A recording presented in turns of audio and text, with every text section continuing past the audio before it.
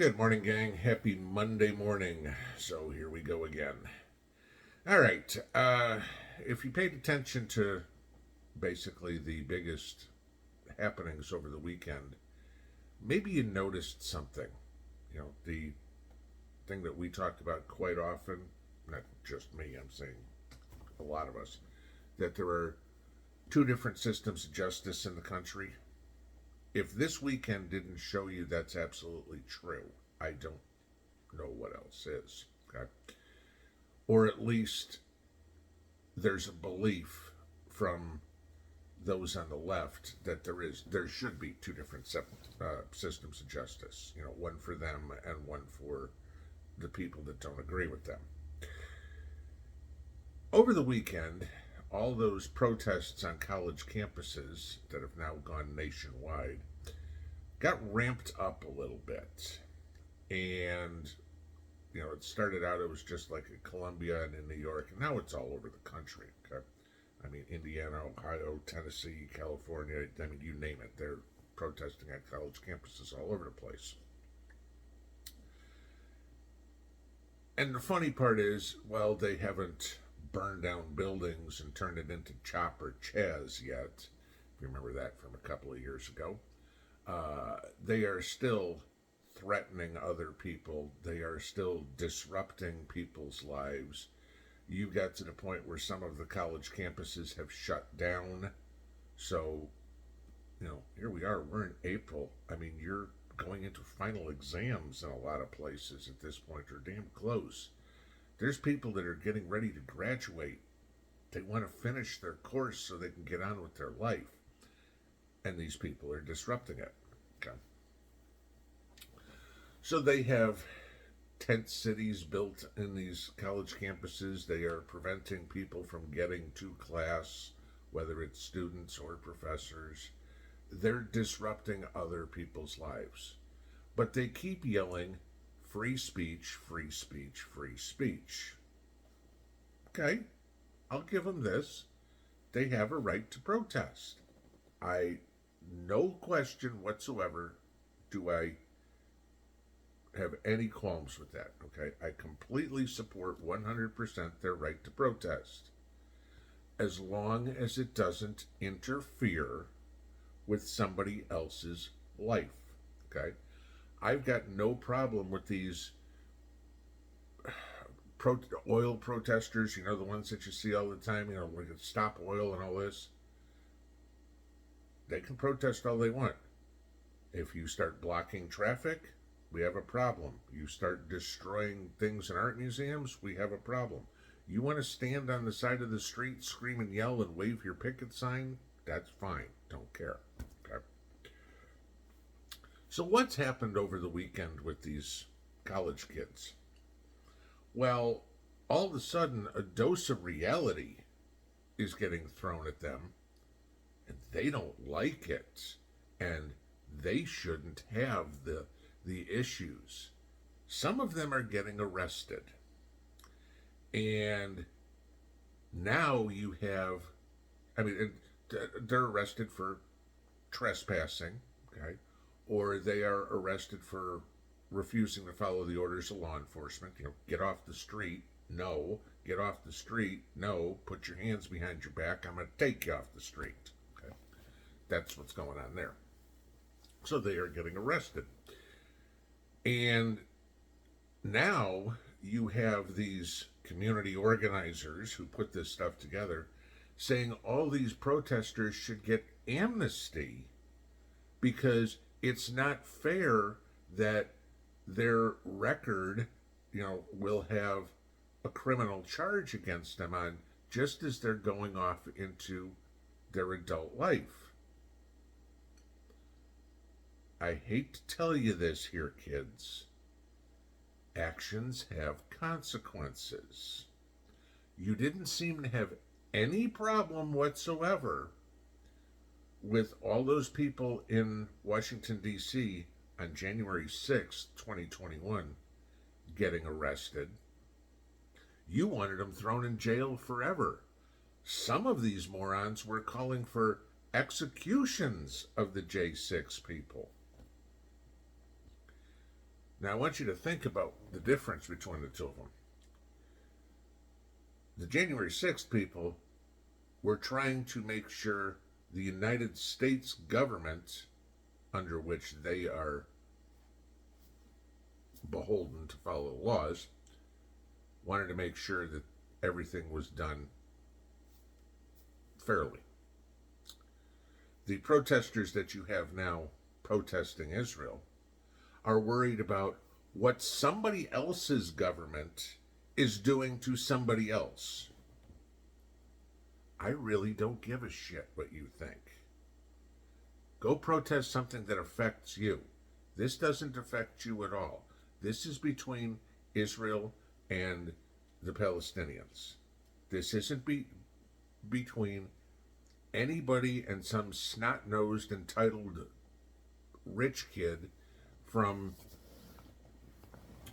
Long Island, okay, or wherever, you know.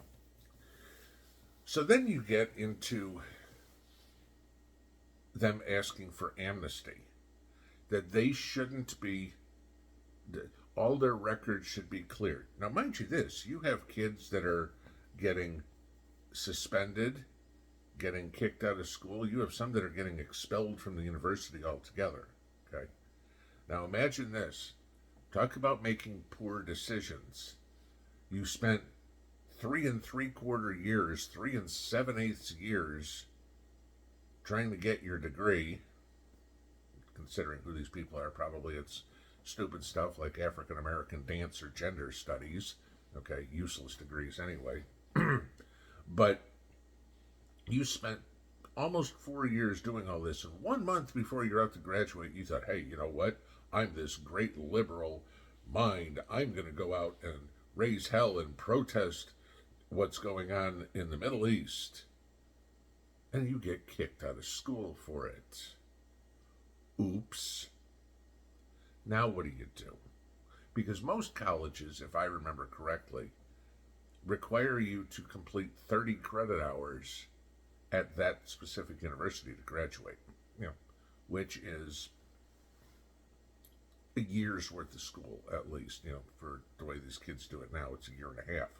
So, gee, you were just about done, and now you have to transfer to a different school. Hopefully, your credits transfer, and then you have to take another year's worth of courses at, what, $30,000-$40,000 a year? Nice decision there, kid.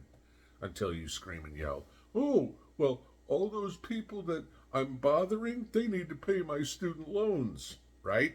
Okay. Again, I'm going to say this. I don't have a horse in a race in Israel or in Gaza, okay? I'm not Palestinian. I'm not Jewish. Frankly, I don't care. The war between the Jews and the Arabs has been going on for centuries. It will be going on long after I'm gone. Let them deal with their own problems. We are not, we as a country, going to fix this. We don't need to. It's not our problem. We have enough of our own problems. I mean, you start thinking about what's going on. Let's say, for example, and I just want to put a comparison in your mind, okay? Let's say, for example, that Cuba decides to go into Miami and kill a bunch of people and send missiles raining down on South Florida.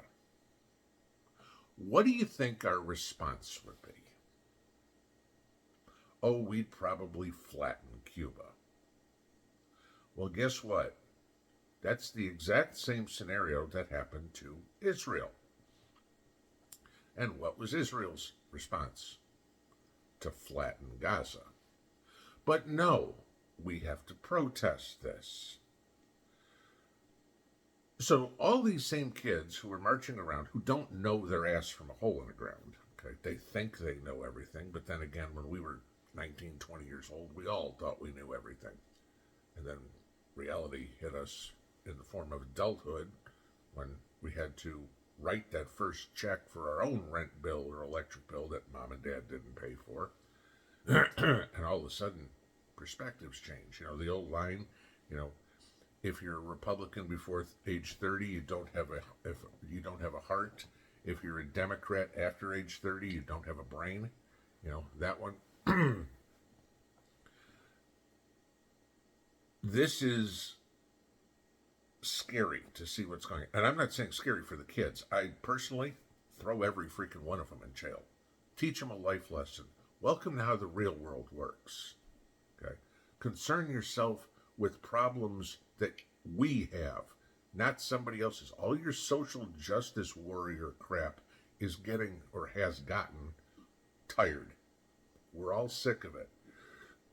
You want to protest Israel? You want to support Palestine? Tell you what. Go to Walmart, buy yourself some camouflage, hop on a plane, fly to Palestine, and go fight for them. Oh, but you can't do that. No, you're not comfortable doing that. No, because that would put you in danger. It's okay for everybody else in your mind to be in danger.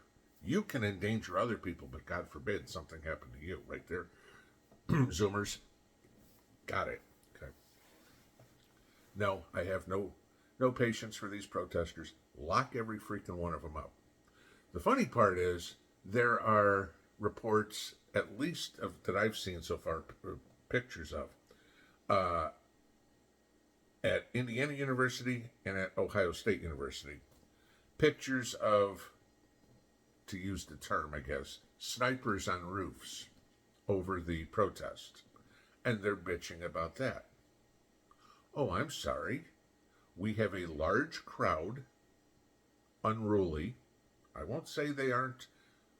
But this one I'd say so far is a mostly peaceful protest. Okay, we haven't heard anything about people getting beaten or burned or anything like that. No. Okay, but we have heard of threats. Okay, nobody's been shot. This isn't Kent State. But if you decide you're going to get violent, the resources are already positioned to stop it. That's called protecting people. That's a good thing. Okay? You've had politicians who have called for the National Guard to be activated to patrol these protests. Good. Okay.